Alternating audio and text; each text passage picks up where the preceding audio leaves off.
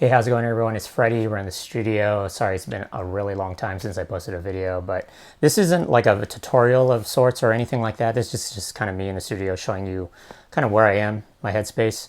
I've been working with, working on Ableton, making beats for the past like few months, mainly because I have been working directly with Ableton, and I was able to go to Berlin and we were able to shoot some stuff the past couple weeks. But I'm kind of staying away from the computer in a sorts to be creative and just kind of using kind of like a mobile setup in a way.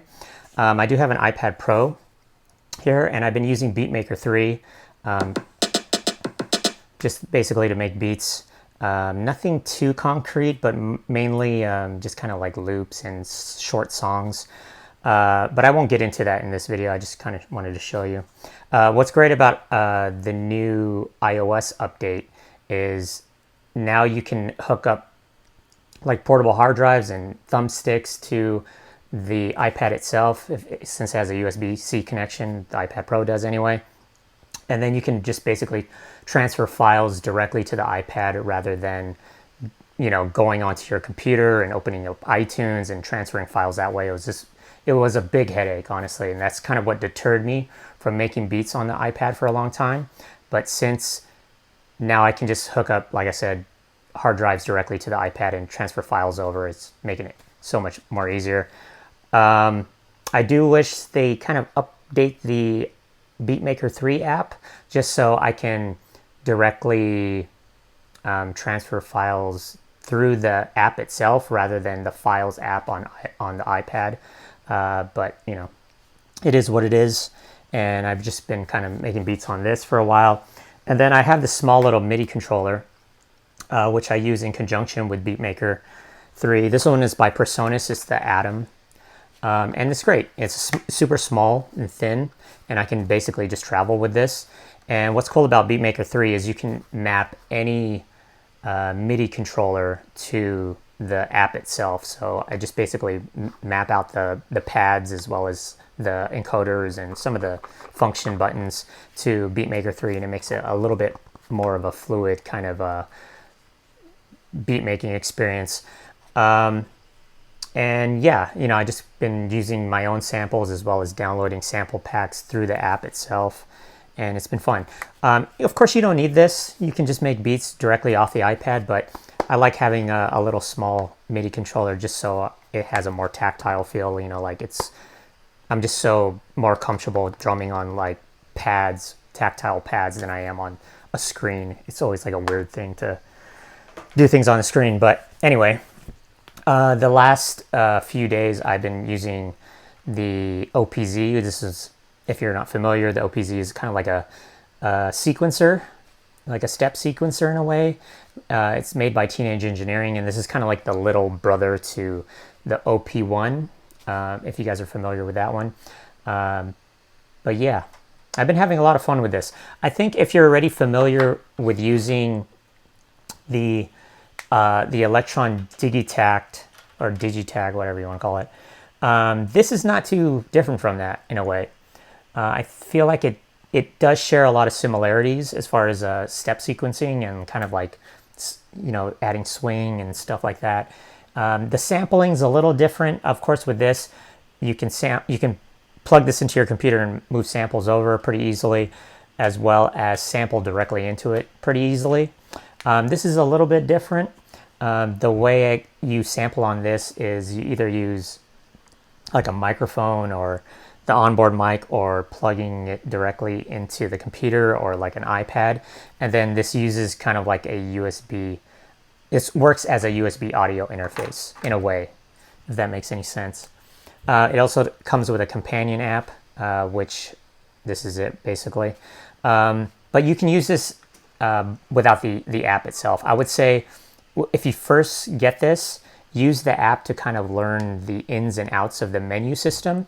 But once you get comfortable, like with the colors and the color coordinated file, or not file, but menu system, then you know you don't even need the iPad or the iOS app to use along with it. And so you can basically just use this alone. But I'm just going to share a few beats on here, and then yeah, and then we'll just call it a day.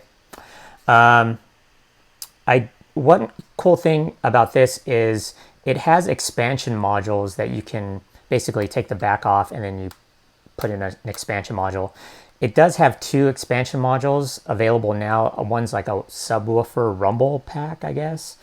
And then the other one is like a CV and MIDI out, which I was thinking about getting, but then I was like, what if I just hook up a USB to MIDI adapter, and then I won't even have to do that. And so that's what I did. I already had a CV to MIDI, or MIDI to CV module, which is the Mutant Brain one. And basically I have a USB to MIDI like cord, and that's going directly into there. So I can use this as a sequencer along with all the modular stuff that I have here. And then to capture, like using the modular stuff to capture, since there's no presets and you can't really save what you're doing as far as patching goes, you can kind of memorize it, but I'm not going to take pictures of it. I feel like modular stuff is just kind of like on the fly. I've been using my SP here to capture basically kind of like loops that I patch out, and I just assign them to pads. Since I don't use the SP to make beats itself, I still think it's really great for effects, and I've been basically just whatever patches I make on here that sound cool, I'll just record them directly onto the SP so I can save them, and then maybe I can use them in a beat or something like that. But anyway, that's way too much talking. Let's go ahead and just listen to some beats here. These aren't like solid kind of beats. These are just kind of like stuff that I've been making. But I'm going to go ahead and mute my mic, and then we'll just play them out on here. And maybe I can kind of explain what's going on.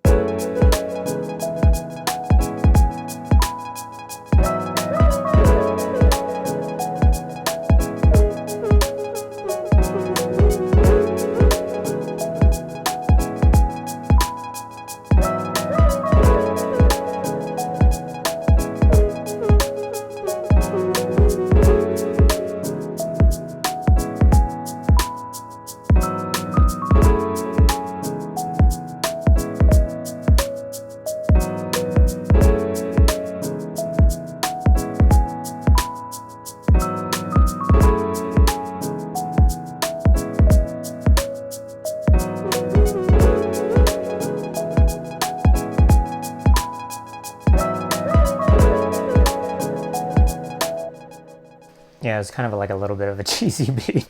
Honestly, there was no bass line on it. So the OPZ, it only can take advantage of like 8 tracks. One is like the first 4 are basically drum tracks, like kick, snare, hi-hat, and then like a sample kind of bank. And then there's a bass synth. There's there's 4 synth engines. There's a bass synth, kind of like a lead synth, arpeggio, and a chord synth. So like the lead is like a monophonic synth, the chord is a polyphonic synth, the arpeggiator is an arpeggiator, and then the bass is like more bassy kind of mogy sounds. And the sounds that are actually on the unit itself aren't that bad. Some of the drum stuff is kind of like wonky, so I wouldn't really use it too often, but there's a lot of usable like sounds on here, which is kind of cool, because I hate getting units and then they give you like sample packs to work with, or just sounds to work with, and they all are kind of cheesy as hell, and I can't use that many of them. But yeah, but anyway, I've been basically sampling into this. I think the sample, you're allotted maybe 6 to 8 seconds of sampling time, and I've been basically taking sample packs and then recording them directly into here via USB. It does have a built-in mic, but I'm not really going to be using that. Let's go to another beat here.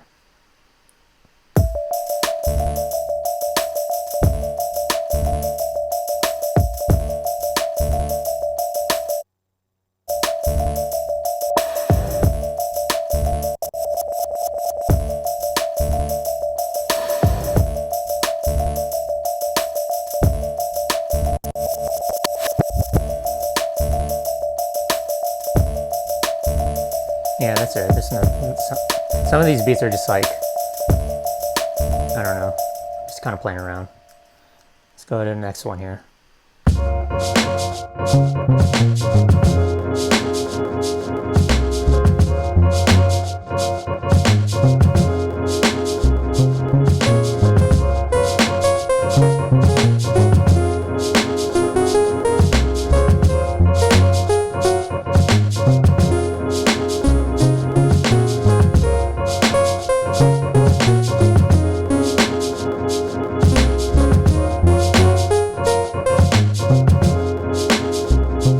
Cool about this is it has like punching effects. So if I hit track and basically the effects here, you can just punch in the effects as you go.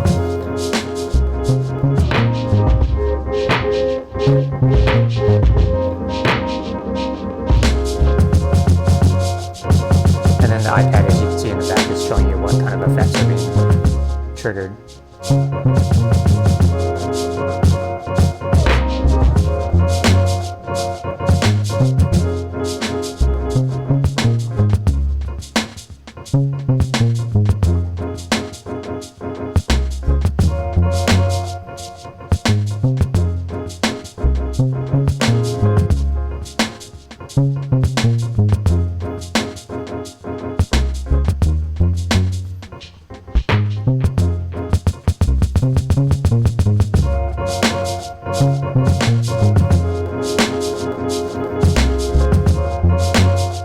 Yeah, that was okay. That's kind of a simple one. Here, let's see what else is on here.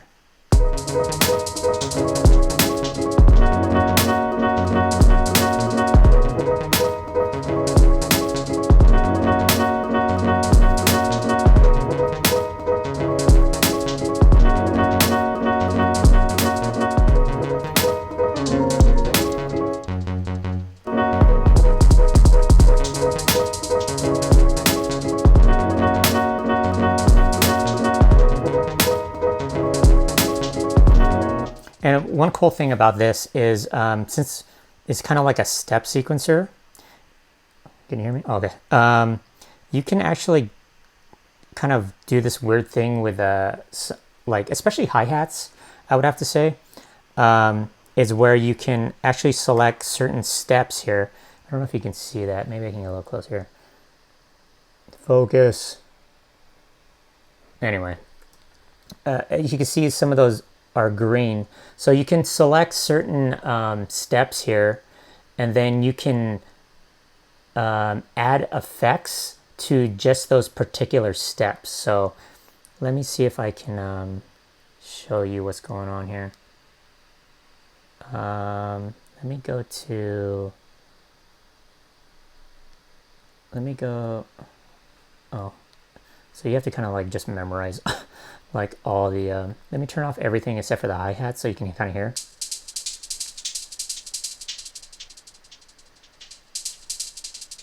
See how it's kind of like doing some weird stuff? It's a little bit sporadic. So those green ones, those green steps, they have certain effects on them. See, like this one, on the bottom here, you can add effects to just particular steps. So for this particular green one flashing right here, I just made it so it the pitch goes down a little bit. And then like say like this one, that's not doing something the same. It's also doing the same shit. This one's kind of doing some randomizer thing. So some cool stuff. You can add like echo on stuff and like make it trigger double the time. So yeah, I don't know if that made any sense to anybody, but yeah, let's go ahead and then you can just mute them from here as well. And then if you can see in the back right there, that's kind of like the mixer section. I still haven't figured out how to adjust the levels for each individual track. You can adjust the drum track, the whole drums, but not each individual element from the unit, but you can do it from the iPad app. So I'm not too sure how to do it directly from the unit.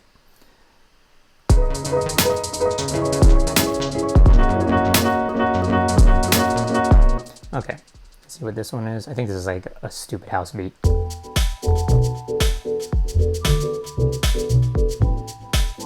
know, sometimes I just am messing around. I'm not like really trying to make anything too serious.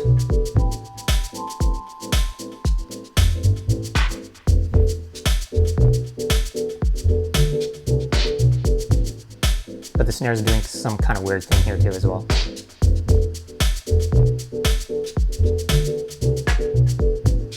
We're just kind of like hitting like something different at the very end, you know? Okay, let's stop that. Okay, and then here, let's go to this last one here. So this one, I'm basically just programming the drums within the OPZ, and then another MIDI track, I think channel 4, is going into my modular stuff. And I'm basically triggering the nebulae, which is like a sampler, like a granulated sampler. And then all of that is getting patched through a few different units as far as effects go. And then it comes out into this, basically, into my SP.